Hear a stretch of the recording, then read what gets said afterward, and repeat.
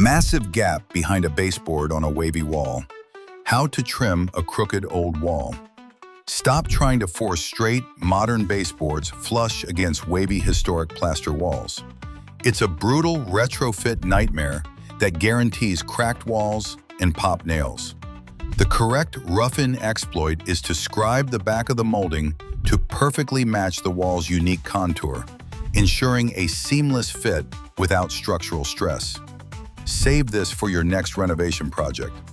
For the suppressed accounts of master finish carpentry, visit https://ohmpc.com so you can stop trying to force straight, modern baseboards flush against wavy historic plaster walls.